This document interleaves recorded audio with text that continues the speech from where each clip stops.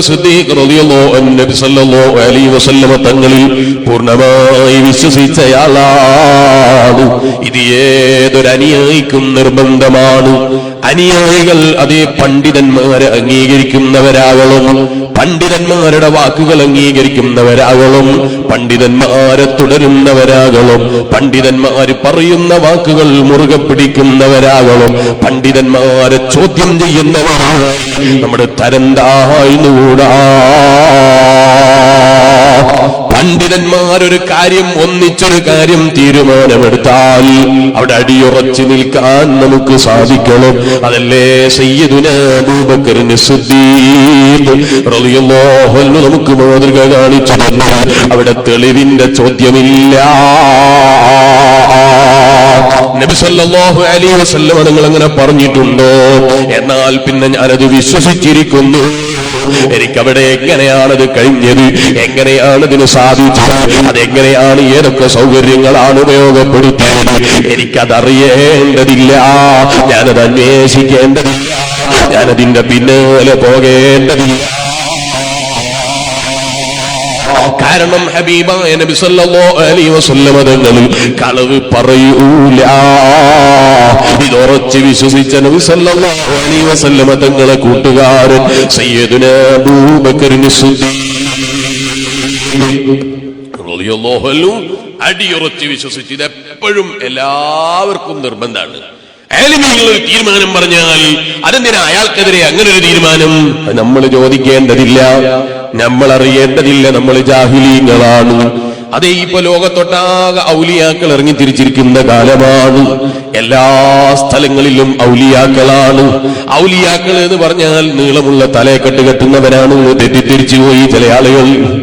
എന്റെ തലയിലുള്ള തലയെക്കെട്ട് 7 മീറ്ററുള്ള തുണിയാണ്, എന്നാ പിന്നെ ഞാൻ വലിയാകണ്ടേ? അങ്ങനെ തലയെക്കെട്ട് നീളമുള്ളത് കൊണ്ട് വലിയാകൂല.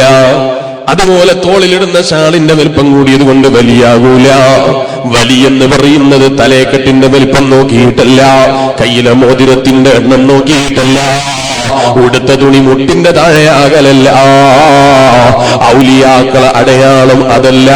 അങ്ങനെ ചില ഔലിയാക്കൾ ചിലപ്പോൾ മജ്ദൂബീങ്ങളായ ചില ഔലിയാക്കളുണ്ട്. അവർ ചിലപ്പോൾ അതേ കൂടുതൽ മോതിരം ധരിച്ചിട്ടുണ്ടാകാം. അവർ ചിലപ്പോൾ വേഷത്തിൽ ചിലപ്പോൾ ഓർമ്മയില്ലാത്തവരാകാം. അവരെ കുറിച്ചല്ല ഞാൻ പറയുന്നത്. എല്ലാ മേഖലയിലും ഡ്യൂപ്ലിക്കേറ്റ് ഉണ്ട്. അതേ അതുപോലെ ഔലിയാക്കളെ കൂട്ടത്തിലും ഡ്യൂപ്ലിക്കേറ്റ് ഉണ്ട്. എല്ലാ മേഖലയിലും ഡ്യൂപ്ലിക്കേറ്റ് ഉണ്ട്. പണ്ഡിതന്മാരെ കൂട്ടത്തിലുണ്ട് ഡ്യൂപ്ലിക്കേറ്റ്. അതേ വയല് പറയുന്ന മൗലിയാമ്മയുടെ കൂട്ടത്തിൽ ഡ്യൂപ്ലിക്കേറ്റ് ഉണ്ട്. അതല്ലേ ചില ആളുകൾക്ക് വയല് പറഞ്ഞാൽ എന്താ പറയേണ്ടത് എന്നറിയില്ല. അതുകൊണ്ട് വയലിന് പോകുന്നതിന് മുമ്പ് എന്നെ ഫീസൊക്കെ പറഞ്ഞിട്ട് വയല് പറയുന്ന ചില ആളുകളില്ലേ. വയല് എന്ന് പറഞ്ഞാൽ അത് ബിസിനസ്സാണ് എന്ന് തെറ്റിദ്ധരിച്ചതാണ്. വയല് എന്ന് പറഞ്ഞാൽ മുസ്ലിം പോക്കറ്റ് നിറക്കാനുള്ളതാണെന്ന് തെറ്റിദ്ധരിച്ചത് കൊണ്ടാണ്. അതേ ഡ്യൂപ്ലിക്കേറ്റ് വയലന്മാരാ. എന്താണ് വയലെന്നറിയില്ല. വയല് എന്ന് പറയുന്നത് മുസ്ലിയാരെ പോക്കറ്റ് നിറക്കാനല്ല. അത് ഹബീബായ നബി സല്ലല്ലാഹു അലൈഹി വസല്ലം തങ്ങൾ മുതൽ മേൽപോട്ടേക്ക് നോക്കിയാൽ ആദ്യത്തെ മനുഷ്യനും ആദ്യത്തെ നമ്മളൊക്കെ ഉപ്പാപ്പയായ അലൈഹിസ്സലാം വരെയുള്ള എല്ലാ അംബിയാ മുർസലീങ്ങളും ചെയ്ത ഡ്യൂട്ടി എന്താണ്? വയലല്ലേ. അവരെ കാണിച്ചു തന്നത് അവരെ ഉപദേശങ്ങളല്ലേ, അവരെ ജീവിതം വയലല്ലേ, അവരെ പതേ വാക്കുകൾ വയലല്ലേ, അവരെ ഉപദേശങ്ങൾ വയലല്ലേ. അവരാരും പ്രതിഫലം ചോദിച്ചിട്ടില്ല. കുല്ല അസ്അലുക്കും അലൈഹി അജ്റാ.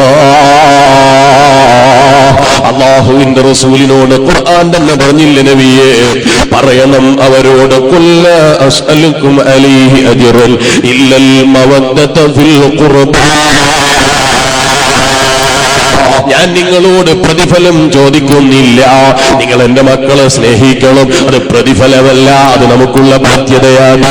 അത് നമുക്കുള്ള ബാധ്യതയാണ്, നമ്മുടെ മേൽ നിർബന്ധമാണ്. അതേ സ്ഥാനത്ത് പരിശുദ്ധ ഖുർആൻ റസൂലുള്ളാഹിനോട് പറയുന്നു, പ്രതിഫലം ചോദിച്ചിട്ടില്ല. മുസ്ലിങ്ങളും പരിശുദ്ധ ദീനുൽ ഇസ്ലാം പഠിപ്പിച്ചതിന്റെ പ്രതിഫലം ചോദിച്ചിട്ടില്ല. അതേ ഒരു പയല പറഞ്ഞു കൊടുത്തിട്ട് പൈസ ചോദിച്ചിട്ടില്ല. എന്റെ വിഷയം അതല്ലാത്തത് കൊണ്ട് ഞാൻ അതിലേക്ക് കടക്കുന്നില്ല. അപ്പൊ എല്ലാ മേഖലയിലും ഡ്യൂപ്ലിക്കേറ്റ് ഉണ്ട്. ബഹുമാനപ്പെട്ട ഗൗസുൽ ആലം മുഹയ്യിദ്ദീൻ ശൈഖ് അബ്ദുൽ ഖാദിർ ജീലാനി ഖദ്ദസല്ലാഹു സിർറഹുൽ ലസീ തങ്ങളെ പറഞ്ഞു, ഏറ്റവും കൂടുതൽ ഡ്യൂപ്ലിക്കേറ്റ് ആളുകൾ ഇറങ്ങി വന്നിട്ട് ജനങ്ങളെ വഞ്ചിക്കാൻ ഏറ്റവും നല്ല മേഖലയാണ് ത്വരീഖത്തിന്റെ മേഖലകൾ, ഔലിയാക്കളുടെ മേഖലകൾ. അതിൽ വഞ്ചനകൾ കൂടുതലാണ്. ഔലിയാക്കളെ വേഷത്തിൽ ഇറങ്ങി തിരിച്ചിരിക്കുന്ന കുറെ